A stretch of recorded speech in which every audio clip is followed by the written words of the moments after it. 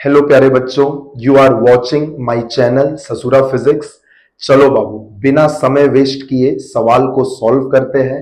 एक बार इस सवाल को अच्छे से पढ़ लो बाबू।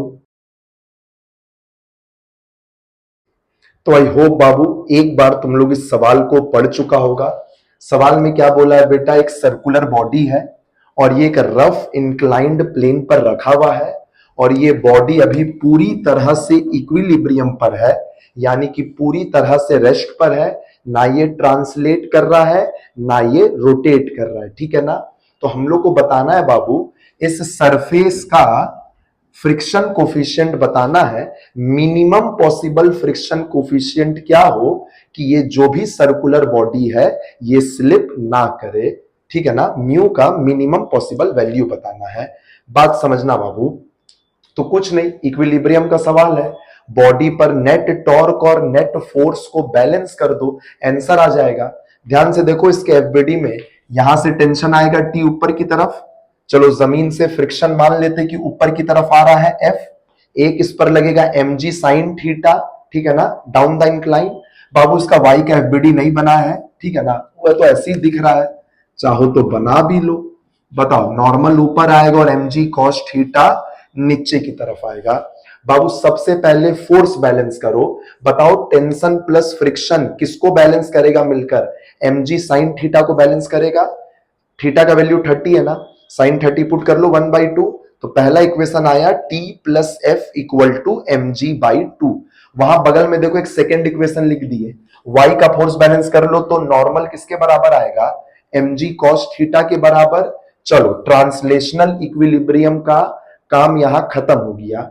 अब ये बॉडी रोटेट भी तो नहीं कर रहा है, मतलब ये बॉडी रोटेशनल इक्विलिब्रियम पर भी है।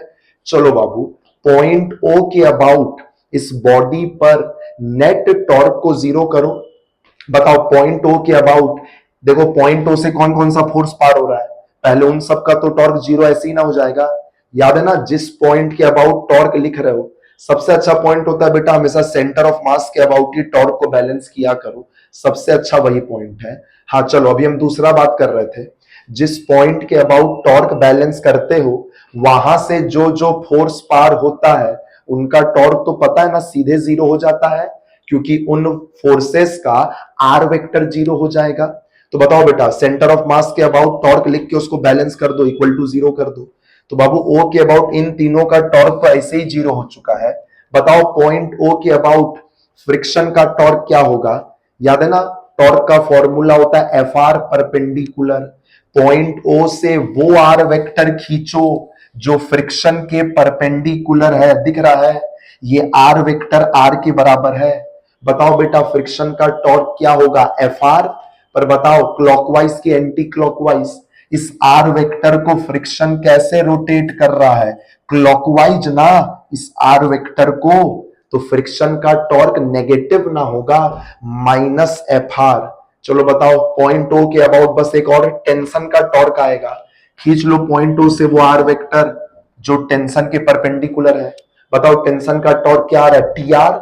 और बताओ इस आर वेक्टर को टेंशन कैसे रोटेट कर रहा है? एंटी क्लॉकवाइज, मतलब आउटवर्ड, मतलब प्लस में लिख ले, plus T R equal to zero. यहां से बाबू क्या आ गया? यहां पर देखो T इक्वल टू एफ के बराबर में आ गया। अरे मतलब फ्रिक्शन और टेंशन का वैल्यू बराबर होगा, ये यहां से साबित हो गया। तो बताओ बेटा इस इक्वेशन की मदद से अब फ्रिक्शन का वैल्यू निकाल लो।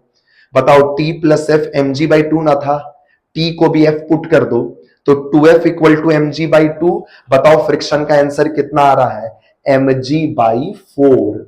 अब तुमको क्या निकालना है? म्यू का वैल्यू ना निकालना है कि म्यू का मिनिमम वैल्यू कितना होना चाहिए।